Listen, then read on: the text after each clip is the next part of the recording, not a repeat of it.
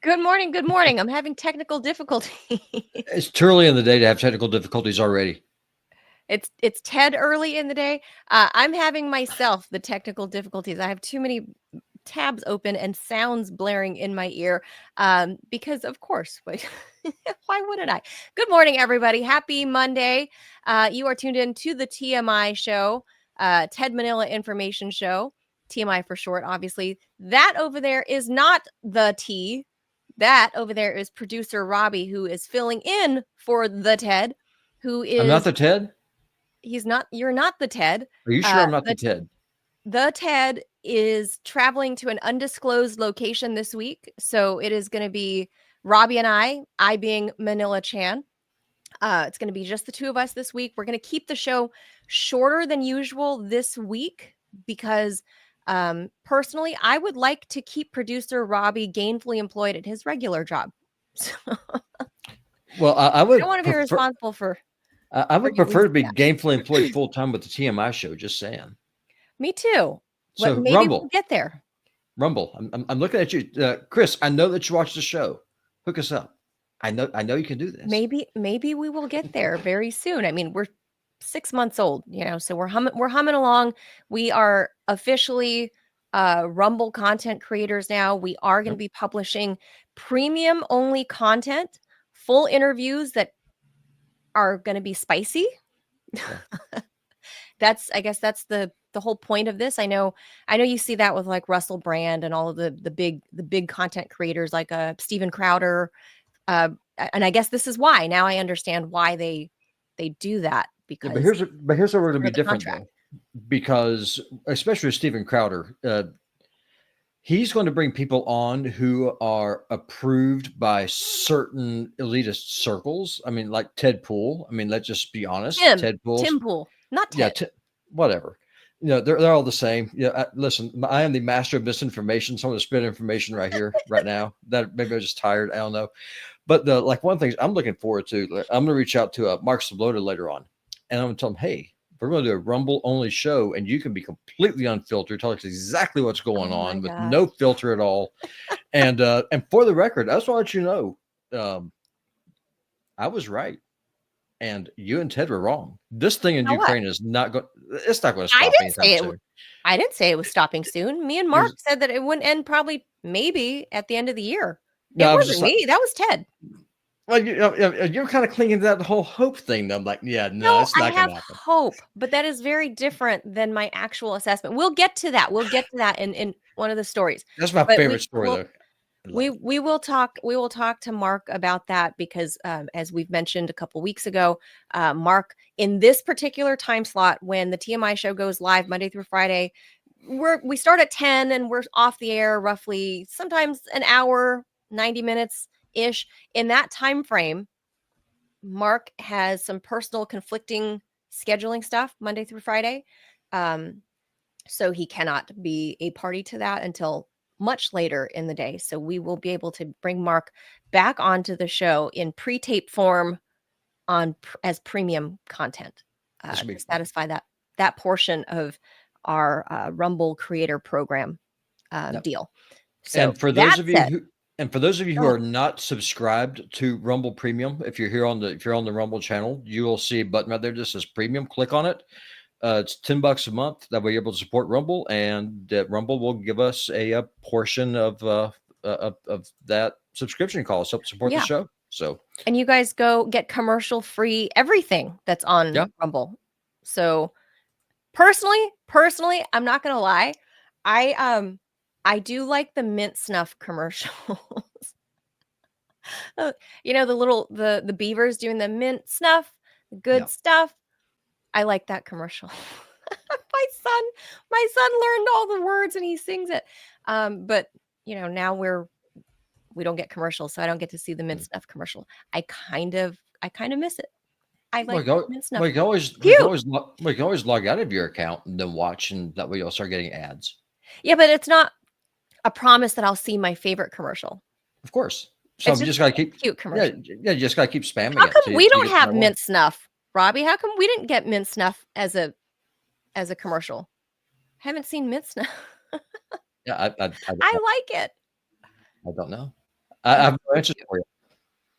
All right. So with that, we're going to try to keep this show under an hour, so that way we don't get Robby fired from his real job, because right now TMI ain't paying so well. We're live Monday through Friday, 10 a.m. Eastern. So guys, please be sure to like and follow this show. Shout out to Adrian over there out in Europe, becoming a premium subscriber. I promise you won't be disappointed, Adrian. We won't let you down. I have some stuff cooking that I have not run past Ted, Robby. So I'm going to go ahead and just book these things as I see fit that I have not checked with Ted, but it's not my fault that he planned this travel as soon as we became. Hey, listen, my job is to support the talent. I work on the back end, unless y'all absolutely got to have my ugly mug on the screen. So, I mean, you do what you got to do. So, this right here, I'm wearing a Manila t-shirt. It says Manila, Philippines. But I plan on doing some things. If you guys have followed my career at RT, I plan on booking some people you know from In Question and doing panels. Ted has not agreed to any of that, but I'm going to go ahead and do it because Ted ain't here. Oh, hey, listen, I love panels, especially ones that get spicy where people disagree, and that way it's kind of just fight it out. Like I would love to get Caleb Maupin and Achilles Larry on at the same time. That would be epic. Well, just saying. Or Bubba. We'll see. Or Bubba. Oh my God. Could you imagine Bubba? Too many slings and arrows. I don't even want to reveal the names. I'll just say, if you have followed my career and followed In Question, you will see some of the panelists that I used to bring onto the show back then. I plan on trying to revive that in the premium content. So, and it'll be more flexible since it doesn't have to be live. Is that right, Robby? Yep. Okay. Yeah, because basically what you would do is I'll tell you. I'll tell you off. Yeah. But anyway, I so can make that work. the rules are we don't have to be live, so we can record Right. it. So that opens up a whole world of other people that we can bring on. So thank you, Adrian, and thank you anybody else. If I've missed you, if you have subscribed, if you're watching on Rumble, and hit that red Rumble Premium button next to the TMI show logo, right underneath our talking heads here, you're going to be in for a good time because I've got some ideas. Anyway, all right, let's head into the actual show. I'm going to try to do both, reading the headlines and running all the video content. Do you want me to read the headlines? We can let's see. I never get to read them, so I kind of want to read them. Okay. So well, you also read better than I do. You know, me being an uneducated hick from the South. There's that. So there's that. Yes. Sure. There's that. Well, that and Ted says I read too slow anyway. Well, it's your Southern drawl, but then I kind of have some experience reading the news. That's true. You may have heard. So.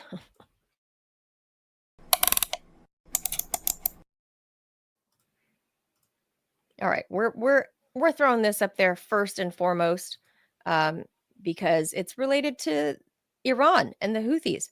So I'll get to this after I read this portion, but I think there's a lot to unpack here, Robby. So let's get to it.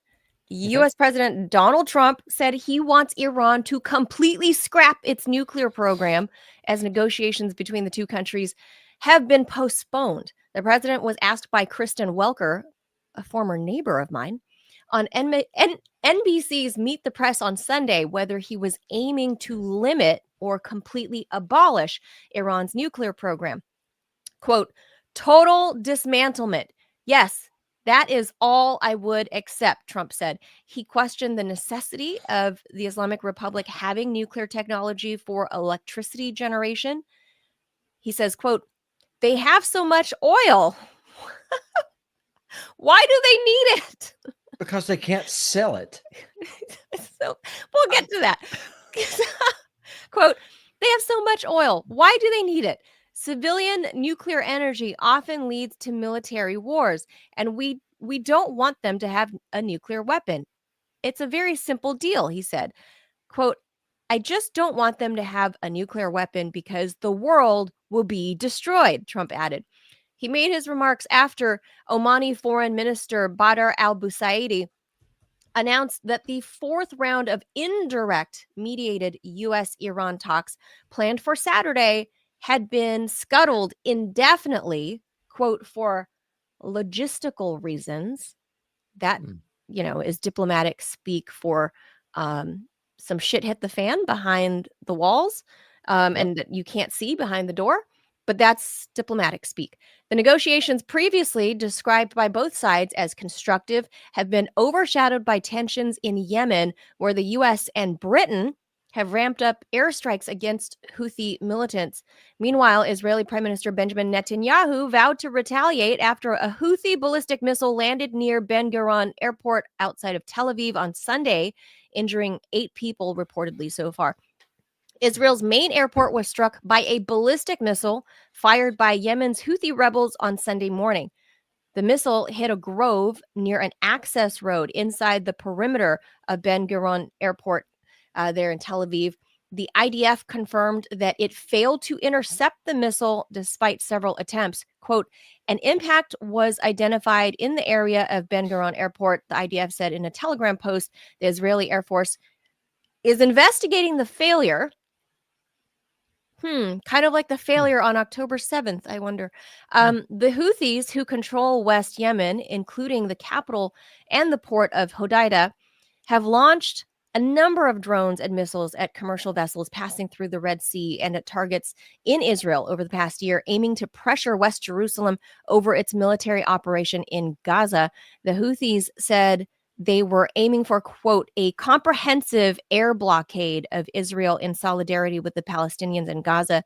Iran denied directing those attacks, calling such claims misleading.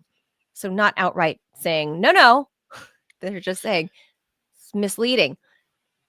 So, I think it's probably pretty obvious that Iran at least knows that this is going on. I mean, right. They're getting the weapons from somewhere. They're getting the supplies from Sure. somewhere. They're getting the training from somewhere.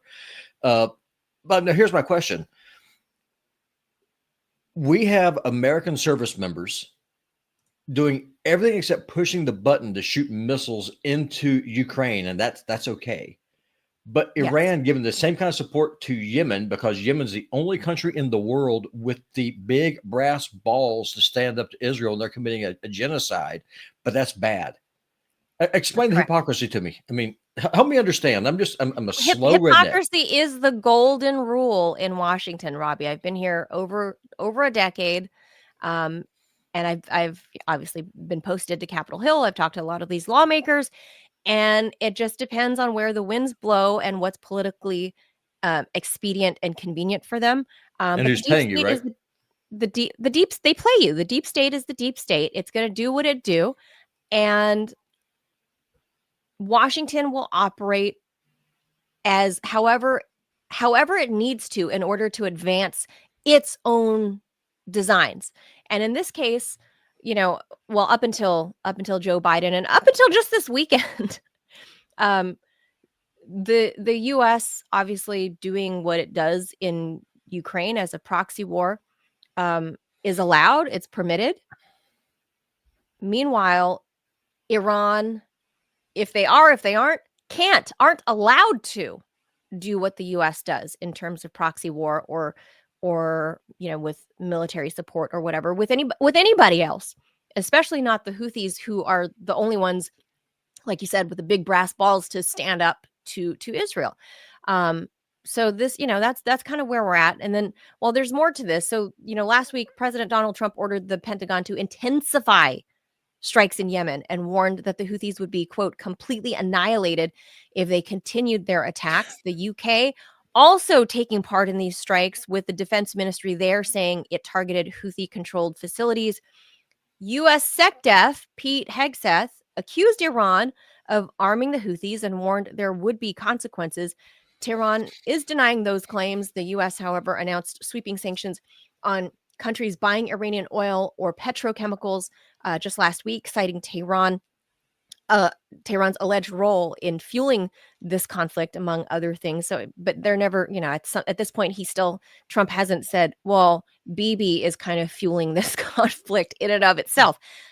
Russia has urged Washington to halt strikes on Yemen in a phone call just, I was going to say last month, but it's actually in March, when the Secretary of State Marco Rubio and the Russian Foreign Minister Sergei Lavrov called for an immediate end to the use of force and urged all sides to engage in political dialogue. So once again, we're hearing the Russians being the grown-ups in the room and saying the most sane things, right? And Sergei Lavrov, of course, you guys all know, I'm a big fan of Sergei, but he truly is a diplomat. And that's, for them to weigh in on this topic shows their position to the rest of the world as a global leader, right?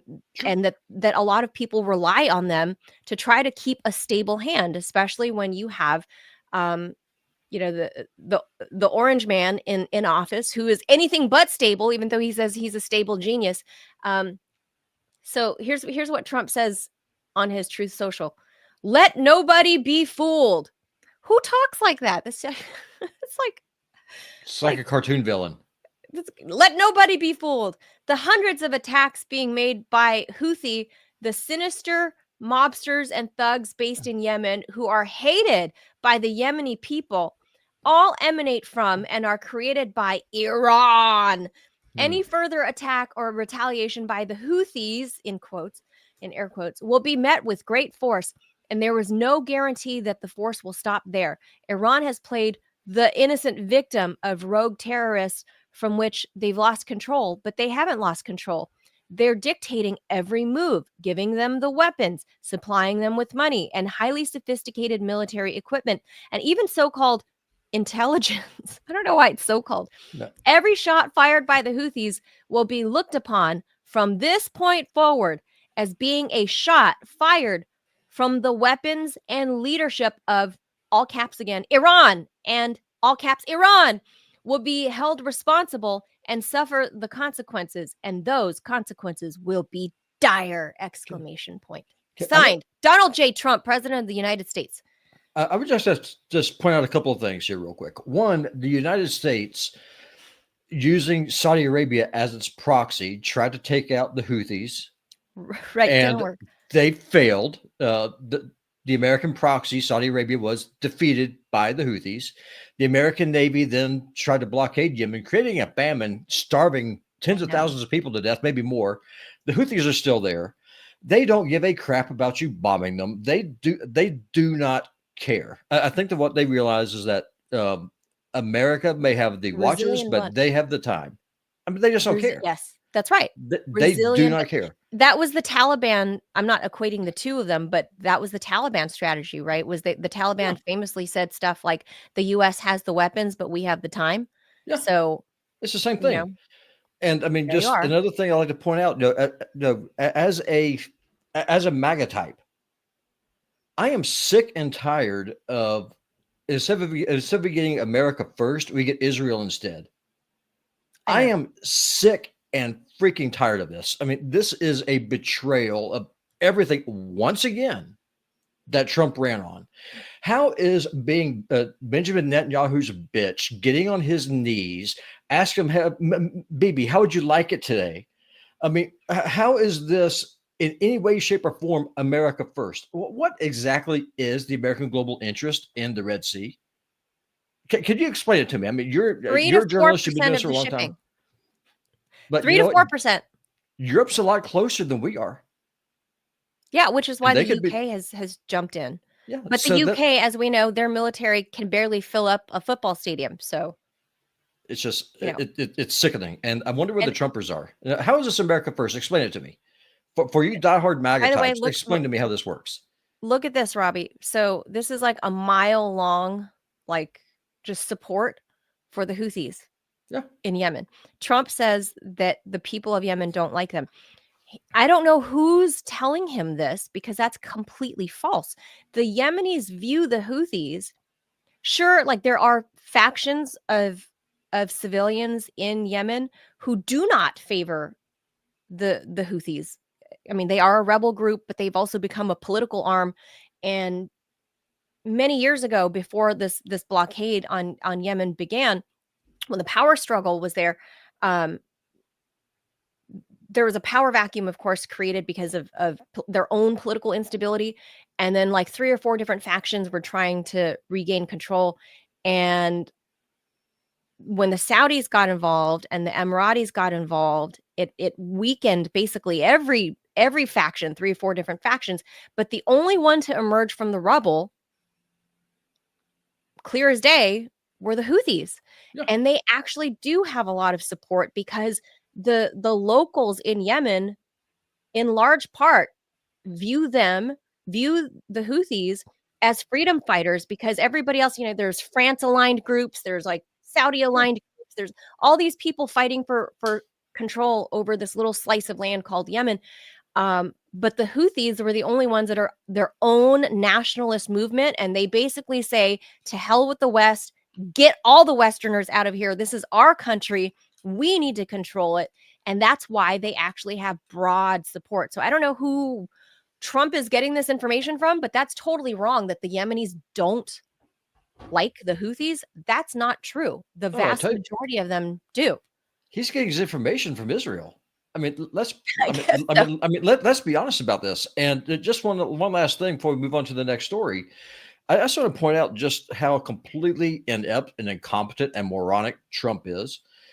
His strategy to punish Iran is to sanction countries that buy Iranian oil. So Trump, his great scheme is to accelerate the de-dollarization of the global system by imposing sanctions to punish Iran by weakening the American dollar.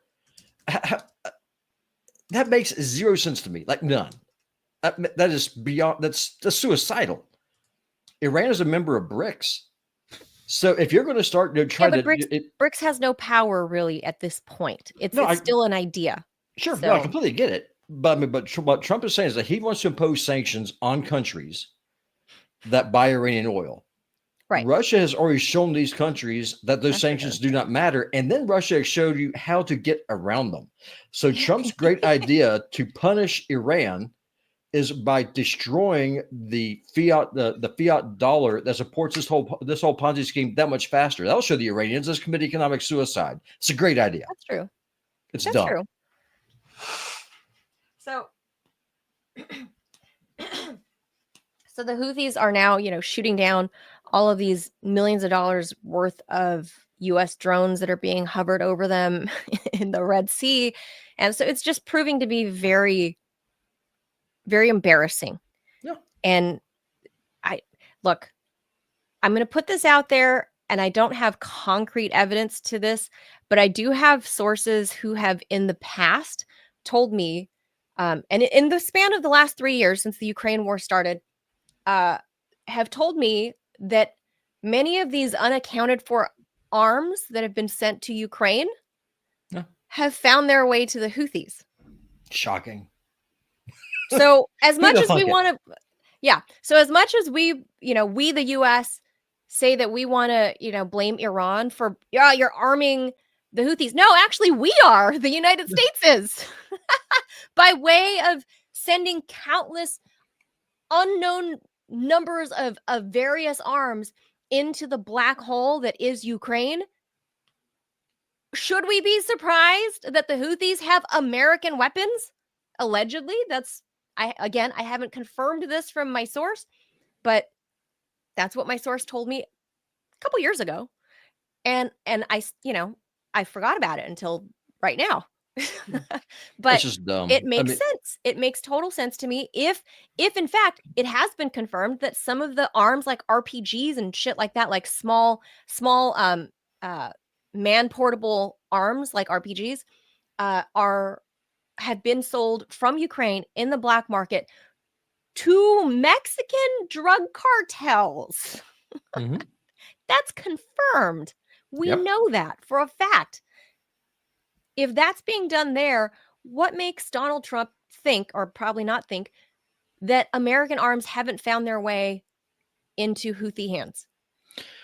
Well, it's worse than that. I mean, so if the neocons get their way, if Bibi finally, after 20 years, gets America to fight its war for Israel, does no one stop to think for a moment what the global economic crisis that will cause? Because Iran they will turn off Middle East oil production. They will blow up every freaking refinery that they can get a hold of. This is economic suicide on a grand scale. And if your idea is to weaken Russia, then you probably don't want to take Middle Eastern oil off of the global market, because then Russia's the only game in town. I don't know who is advising Trump on this stuff. I don't know. I mean, is he truly Trump is the Putin puppet? Obviously, Robby. He's trying to help Russia become the dominant oil supplier in the world. So be it.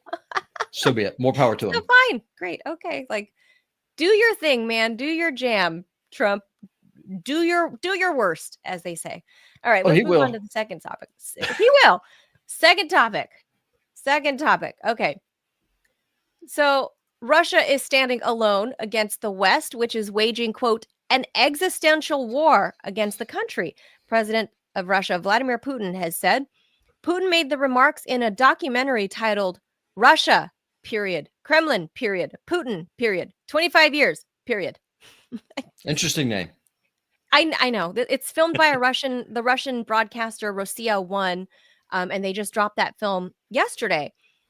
So the film marks the 25th anniversary of Vladimir Putin becoming the country's president for the first time. I mean, he was in and out a couple of times with Medvedev, stepping in to his place for a little bit, but he was originally inaugurated May 7th of the year 2000. So this really brought Vladimir Putin, in the new millennium, into the main stage of global politics, reshaping Russia from its weak position on the world in the year 2000. I mean, it was still from a crumbled Soviet Union, right, when he took over the first time, and in the span of 25 years has now made it, I think it's now in the top if it's not 11 or 12, top 15 global economies in the span of 25 years. That's remarkable. So the documentary features conversations between Putin and journalist Pavel Zarubin on various matters, including hostilities between Ukraine and Russia,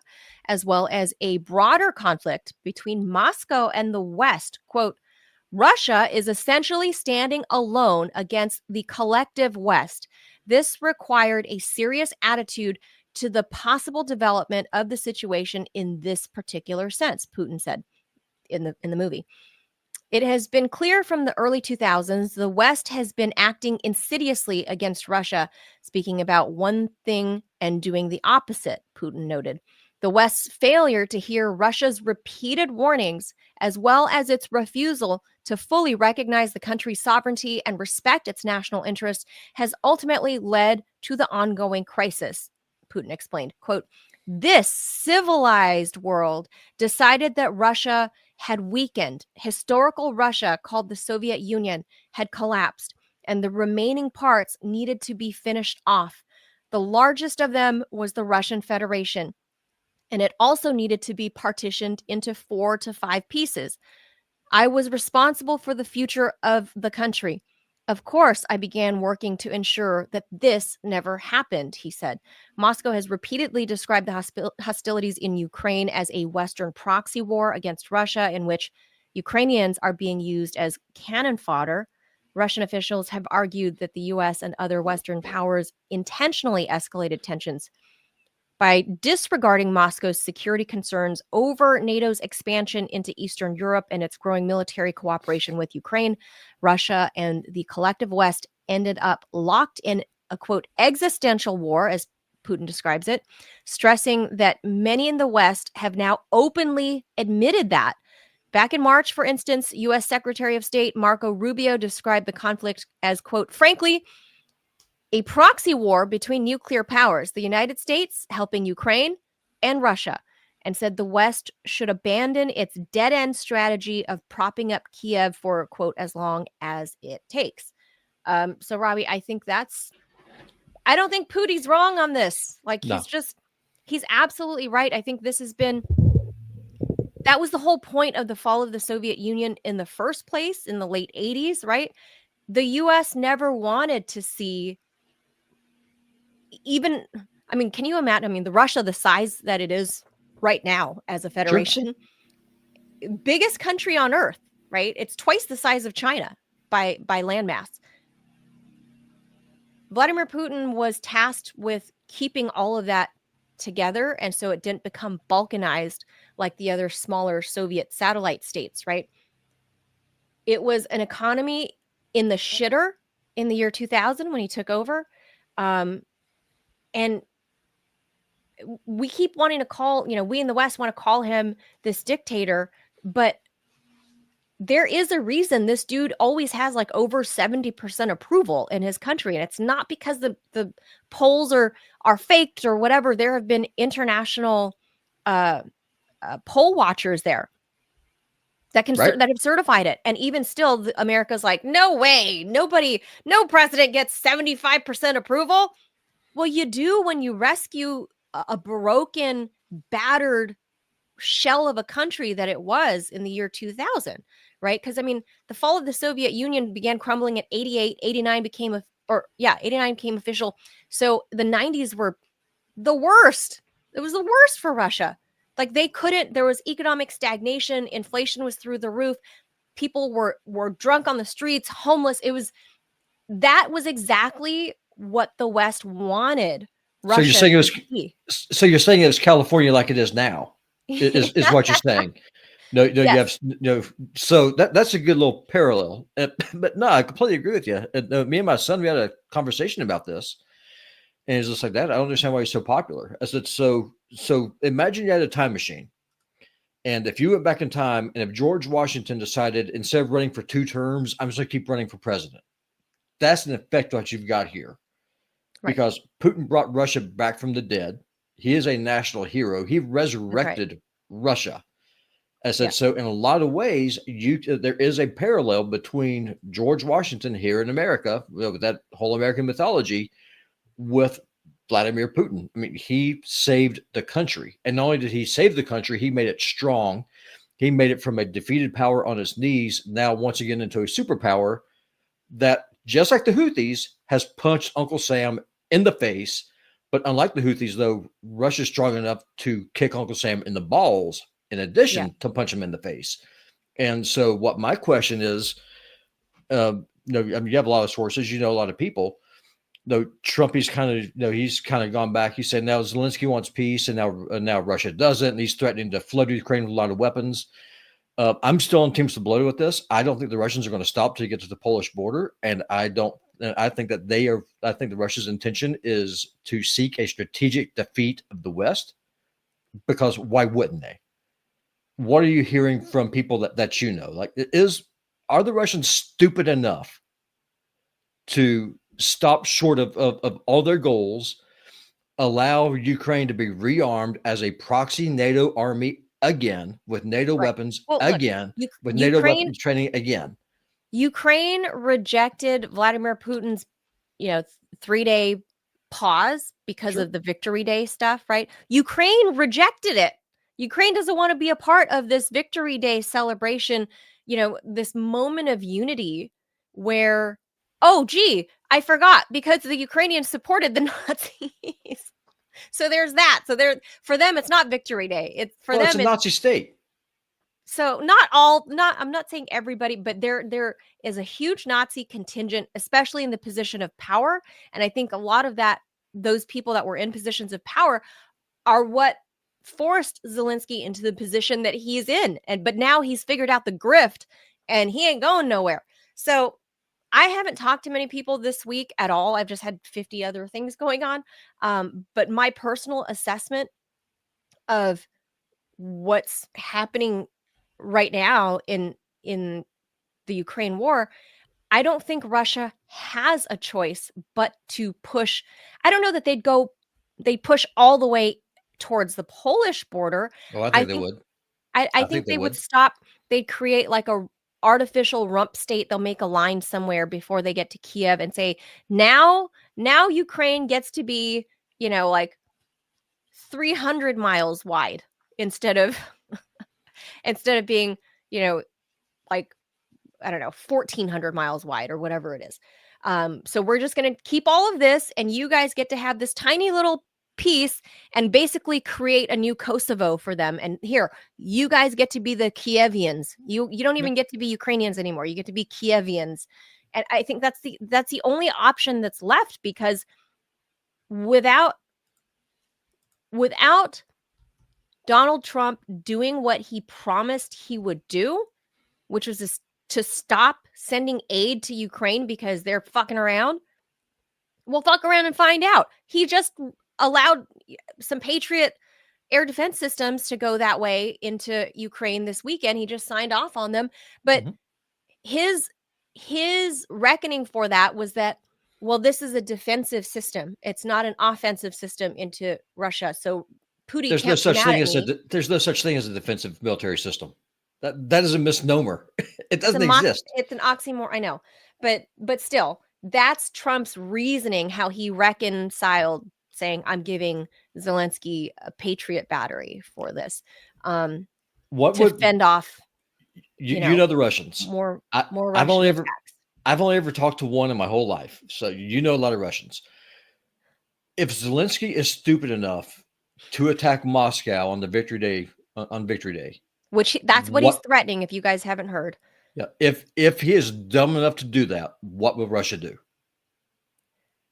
I think this would. Will Russia stop playing around then? They'll stop dicking around. I think that would lead to full annihilation. If the Zelensky regime was foolish enough to tacitly, openly be anti-Victory Day, that means you're pro-Nazi, pro-Hitler.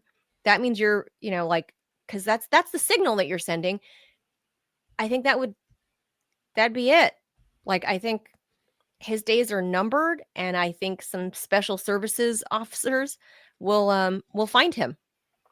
I think that remember a couple of years ago, like a year into the war, I forget which Israeli former prime minister said it, but he kind of revealed that Zelensky was like fearful for his life and was saying, "Oh, can you guys make sure that I'm not going to get offed in the meantime? Can you make sure the Russians don't kill me?" Well, I think that's back on the table. I think Putin was kind enough to spare him of, that kind of direct offensive measure. I mean, there's nothing more offensive than offing the so-called president. At this point, he's the dictator of Ukraine. But you're cutting off the snake at its head. I don't know that this place has the capacity to be a hydra. And I think that's what's next. I think that's what's coming, is if they were foolish enough to be disrespectful on Victory Day and strike civilians at the parade. Well, what they're going to say, if they're going to say it would be a military target because of all the military hardware, the tanks, the missiles, Sure. that's how they'll spin it if they're dumb enough to do it. Of course, that's absolutely foolish. You're going to have heads of state there. You have Xi Jinping. You're going to have yeah. No, Rocket Man's going to be there from North Korea. He's going to be there. Maybe he'll take Putin out on another drive in a car. I mean, who knows? On his train. I mean, with the Ukrainian, are they truly that suicidal? That's the question. I mean, you're at the mercy of the least stable person.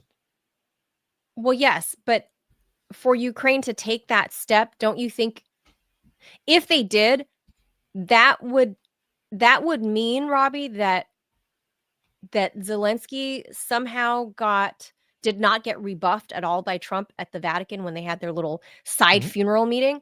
That would imply to me that Trump made some secret promises to him, or at least is goading this little turd on into doing worse things, because I don't think he would take, I mean, as much of a turd as he is, I don't think he's like completely moronic to make that kind of action without knowing that he has his big brother behind him.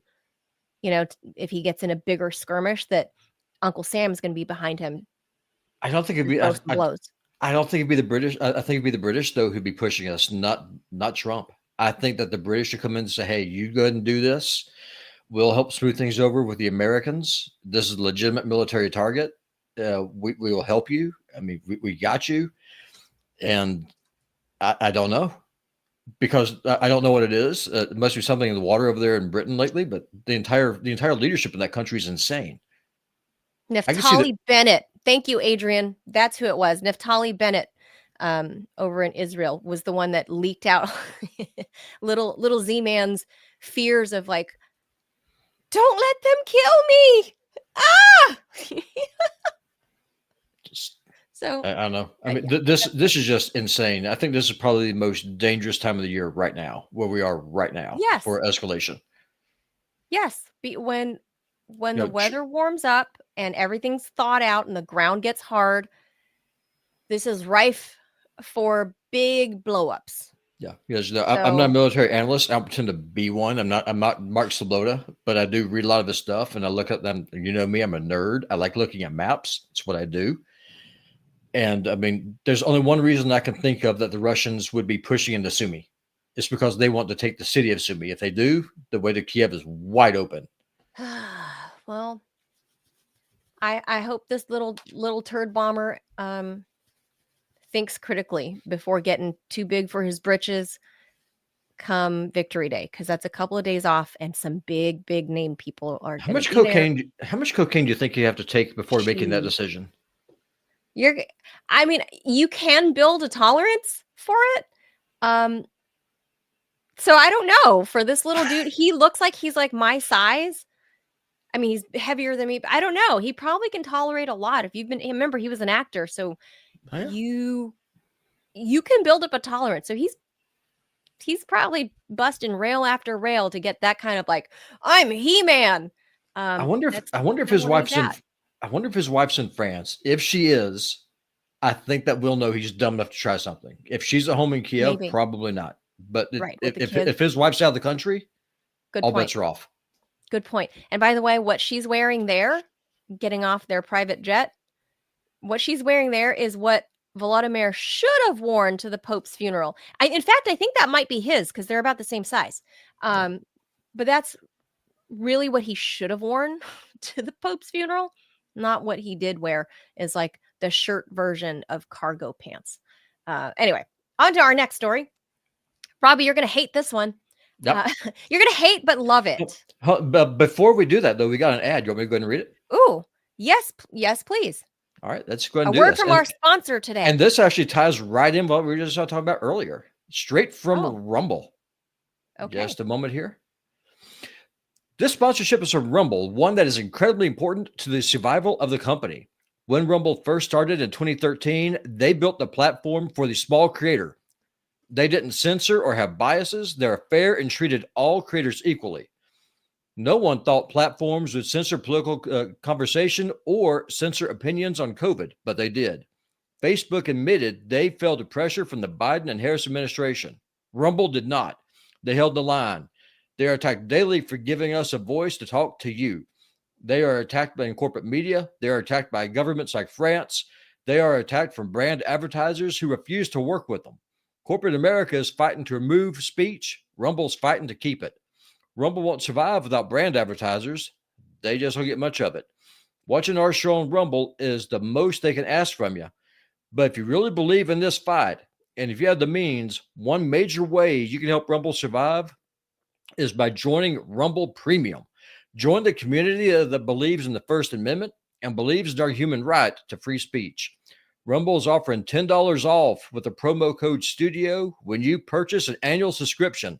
Go to rumble.com/premium and use the promo code STUDIO, or you can click that premium button right here on the channel. That I should help out the TMI show. Like I said, if you have the means and believe in the cause, now is the time to join Rumble Premium. If you don't have the means, we're just happy to have you watch us here on Rumble. Thank you, Rumble. And thank you to those who are able to subscribe by clicking that red Rumble Premium button right below our video player box right here. And that will also go to help this show so we can continue to do it for you. It helps support little creators like us directly. So there you go. All right, on to the second to last story. We won't stay too long on this. But Robby, you're gonna sort of like this. So Pride preparations are already underway. Remember, Pride Month every June. Shut up, Robby. I'm gonna mute you. Major corporations have reduced their support for New York City Pride events for 2025, the Wall Street Journal reporting. Companies are reportedly reassessing their LGBTQ sponsorships under mounting political pressure and economic concerns. Financial services giant MasterCard has confirmed it will not renew its platinum level sponsorship of the city's annual LGBTQAI++++ march. However, the company said it will still participate in the June parade and other events, despite some of the cutbacks. Quote, MasterCard is a long-standing supporter of the many communities of which our employees are members, including the LGBTQIA, I said AI, IA community globally. The Wall Street Journal quoted a company spokesperson, of course. PepsiCo, Nissan, Citibank, PricewaterhouseCoopers have also opted not to renew their corporate sponsorships this year, according to the Journal. However, many companies are not withdrawing entirely. Some are maintaining a smaller paid presence through branded booths or supporting smaller little side events, like little side hustles. Of course, they have their, you'll see their MasterCard booth. Sign up for MasterCard. Let me put you in debt.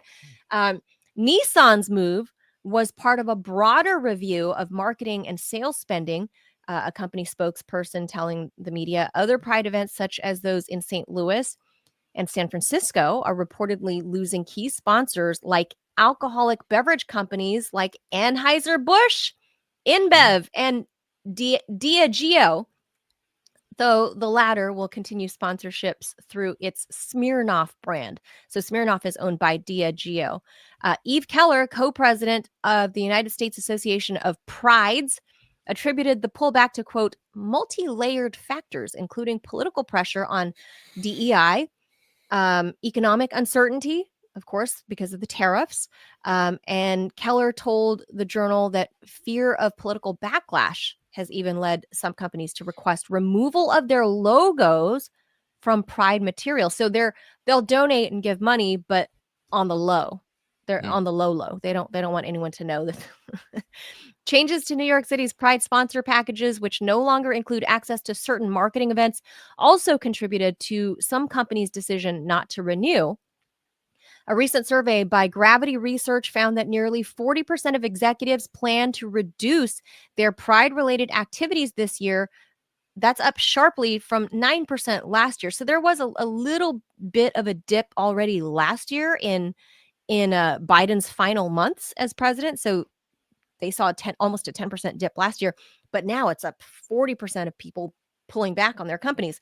Concerns about potential DEI investigations by the federal government have been cited as the primary reason for those cancellations, followed by potential backlash from conservative activists and consumers.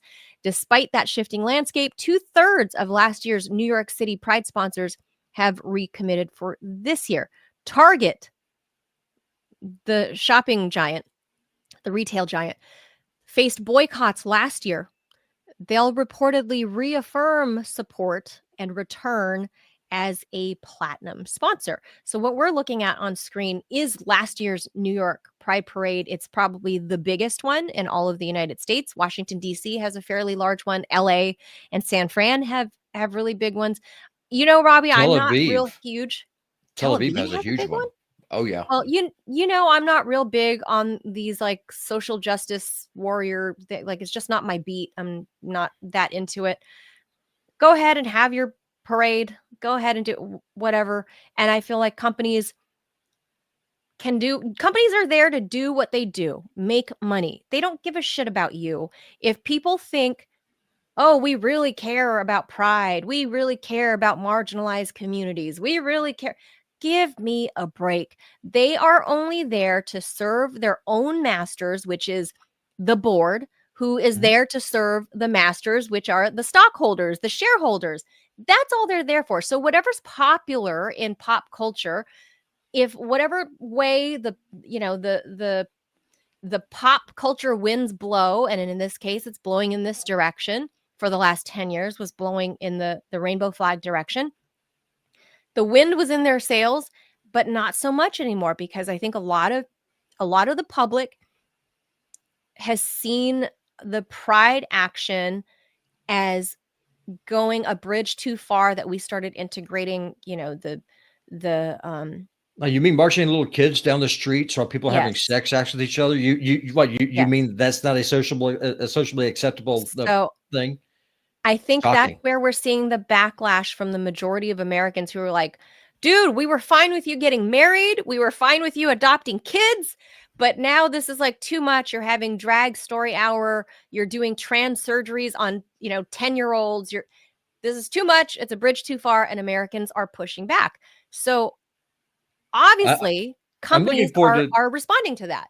I'm looking forward to more and more people get as radical as I am about this topic, because there's an old saying, pride goeth before the fall. Well, what do you call that? And I'm just going to say one thing real quick, because we're streaming on YouTube and I don't want to get our YouTube channel blown up again.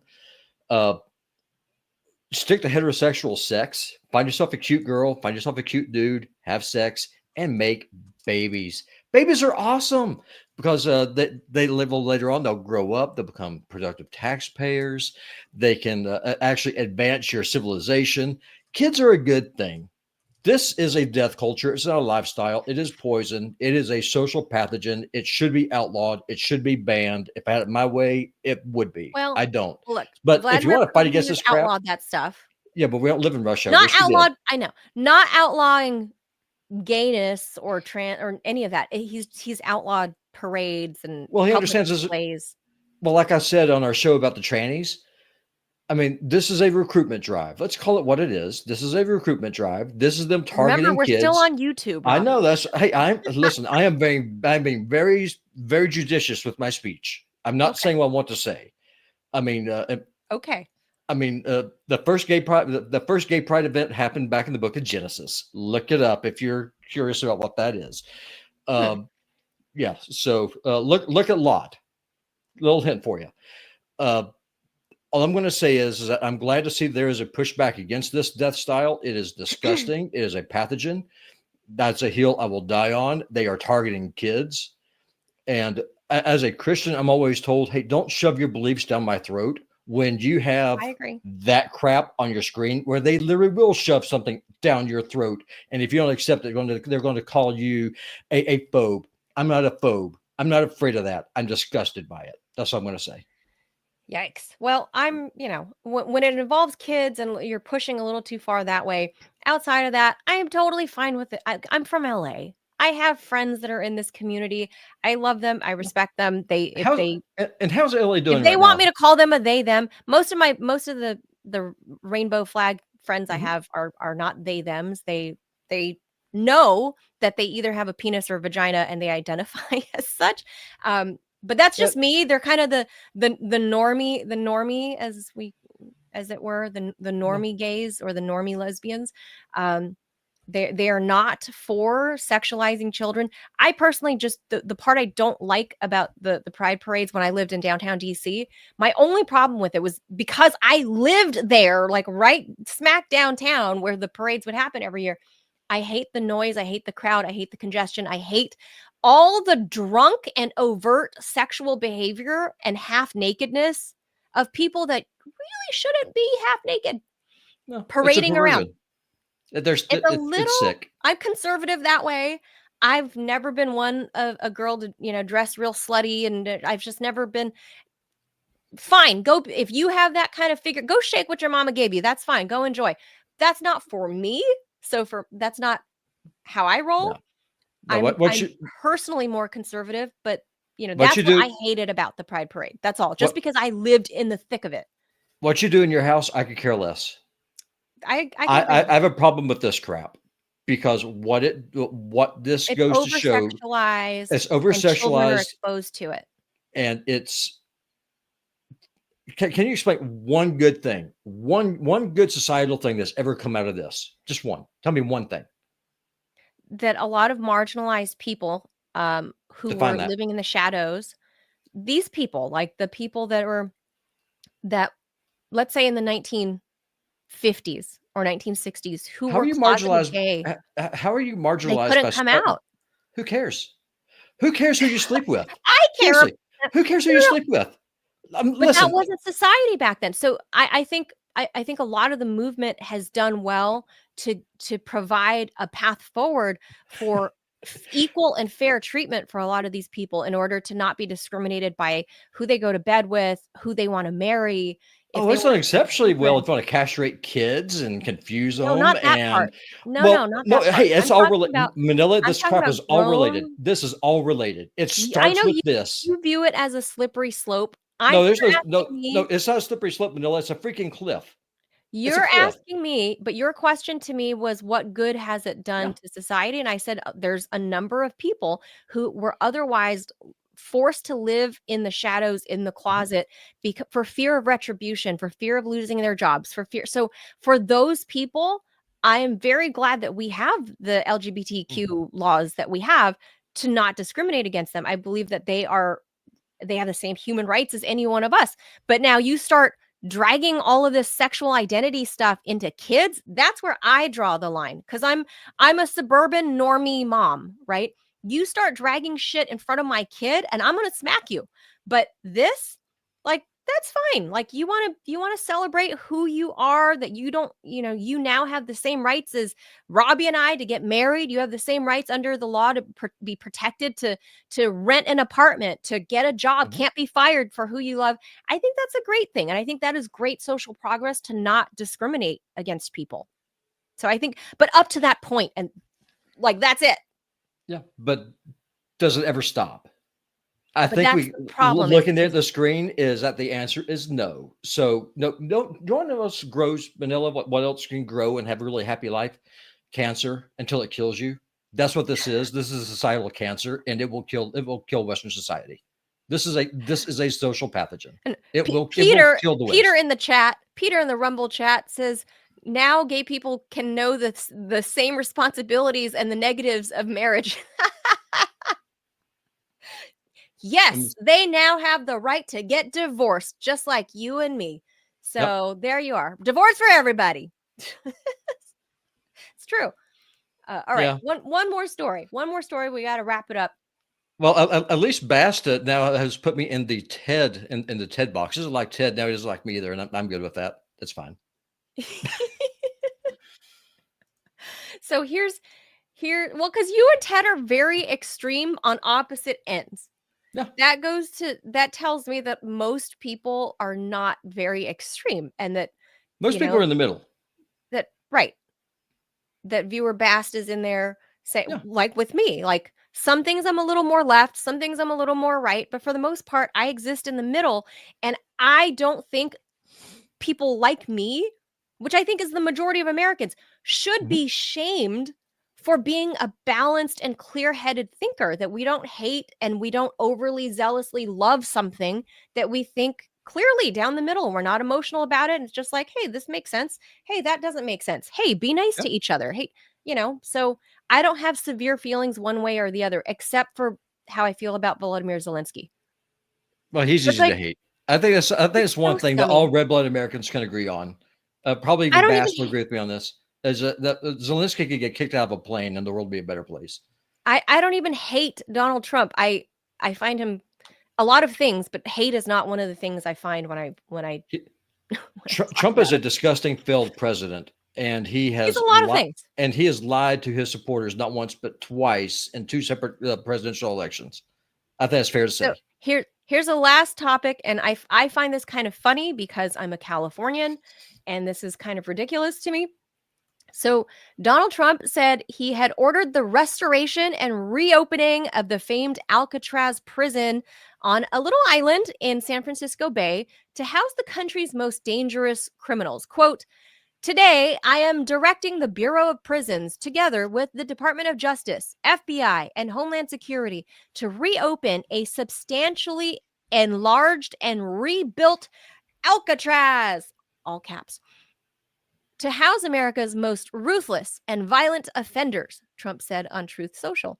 Trump added that the reopening of the prison will be, quote, "a symbol of law, order, and justice." Trump has said he plans to revive Alcatraz Island's historic role as a maximum security federal penitentiary. The U.S. requires a place for, quote, "the dregs of society," also in his truth this weekend, as his deportation initiatives continue to face opposition in the courts. Now, I'm going to point this out, is that, remember, he talked about another island, like in the first 20 days, saying that he was going to use Gitmo to send all the migrants there, and that, I don't know what happened to that program, if it ever became a program, but it just kind of fell off the face of the map, because it was not, probably doable, and it would cost $1 gazillion per head to be sent there. But anyway, so now he's in Ecuador instead, or not Ecuador, El Salvador. El Salvador. So Gitmo's not a thing anymore, but now he's realized, oh yeah, we have this little island right here. We have our own little island that I can control. So he's now saying, let's go to Alcatraz. So originally constructed as a military fortress off the coast of San Francisco, Alcatraz served as a correctional facility for nearly 30 years. Johnny Cash, remember, was sent there for a little bit. Wrote many songs there. Well, his daddy was there. His daddy was there. Again? He went. Johnny Cash's dad was there, and so he went there. He did a free concert for the prisoners. No, it wasn't Alcatraz. It was. Are you sure? Alcatraz. No, there's the other big prison there in California. What the hell? I can't remember what the name of it is. I can't. But he did a big old concert because his daddy was there. He actually he actually introduced his dad. Said, "No, this is my dad." And his dad was an inmate there. San Quentin. San Quentin. That's it. I was like, I know this name. It's a Hispanic name. I couldn't. Yeah, no, it's not. It wasn't Alcatraz. But no, he called his daddy up, and he said, "Thank you for I'm the Johnny fact Cash, and this is my daddy." Well, I listen to country music, like any good self-respecting Southerner. That's right. Well, Alcatraz here, this little island, it was operational for 30 years, but then it shut down over 60 years ago, transformed it into a tourist destination. It's a museum. Trump said he had instructed the Department of Justice to reopen a substantial, I don't know if he means all of it, portion of it. I don't know. It's not clear at this point because No, it's Folsom Prison. I lied. It was Folsom Prison. It was Folsom Prison. San Quentin is our big one, though. Yeah, you're right. San Quentin is our big one. Folsom. No, I just Googled it. Wasn't it called Songs from Folsom or something like that? Yeah, so, Folsom Prison Blues. I looked it up. That's it. Trump says, we will no longer be held hostage to criminals, thugs, and judges that are afraid to do their job, and allow us to remove criminals who came into our country illegally. And he's describing this conversion as a symbol of law, order, and justice. Now, having campaigned for the presidency with a promise to deport illegals, Trump has encountered resistance from the courts, which interprets the administration's procedures as violations of due process rights, which Ted and I agree with. If you're on U.S. soil, you get due process rights. Positioned in a remote locale around 2 kilometers off the California coast, Alcatraz, often referred to as the Rock, is notorious for its supposed inescapability. Of 36 inmates who attempted to flee, none were confirmed to have succeeded, though 5 remain listed as missing and presumed drowned. The structure sits on top of this island that was initially erected in the 1850s, Robby, 1850s, as a military citadel to safeguard the San Francisco Bay. The DOJ assumed control in 1933, utilizing it as a prison until 1963. It's a culturally significant landmark regarded as a symbol of governmental pushback against rampant crime in the early 20th century. And then they deemed it was eventually, it was too expensive to maintain as a prison because, I mean, obviously it's out in the middle, middle of the Pacific Ocean. Well, that's because California doesn't have a printing press. The federal government does.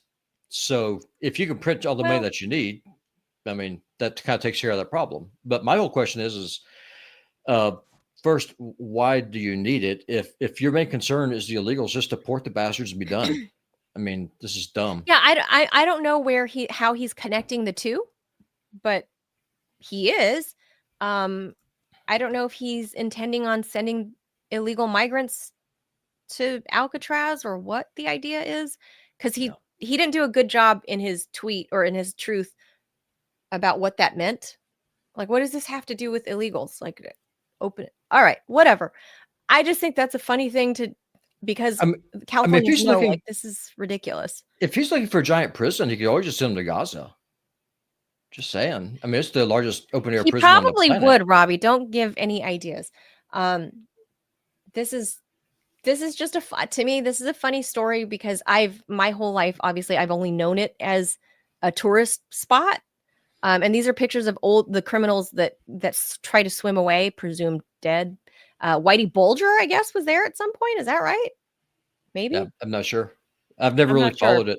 I stayed Alcatraz when they first up as a fort because they were worried that if a war happened with Britain, that the British would raid San Francisco and raid the gold mint there, because that's where they used to mint coins. Because so that's why it originally was a fort, because it's kind of like Fort Pickens in Pensacola or Fort Sumter in Charleston. So it was just it was to protect you against the British Navy, is what it was originally for. Yeah.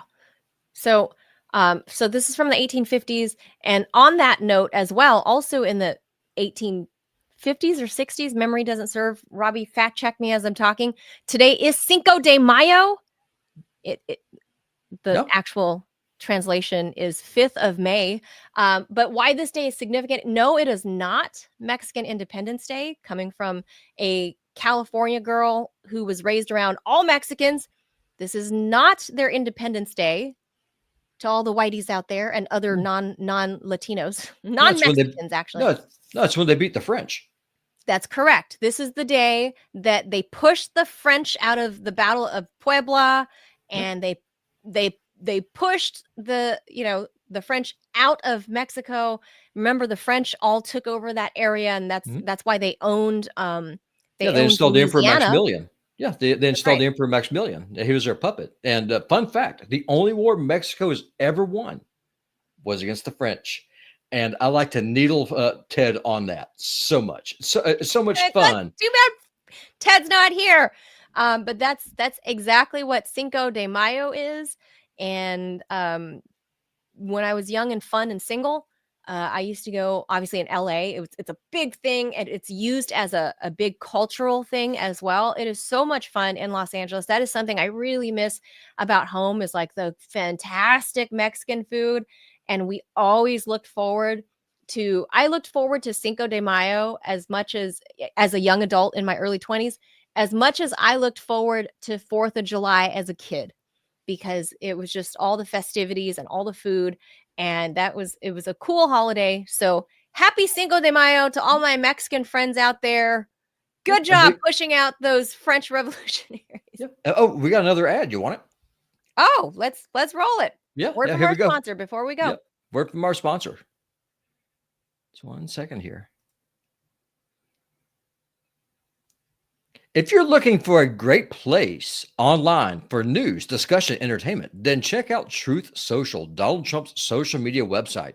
You get breaking news stories and commentary from top media figures. If you want to see Trump's legendary Truth Social posts, then go on Truth Social today. Join a growing community of patriots on a free speech platform designed to avoid censorship and cancelization by big tech. Make your voice heard. Join the movement. Join Truth Social. That's where you'll hear directly from the Donald, the president himself. That is obviously his preferred platform of choice. Nope.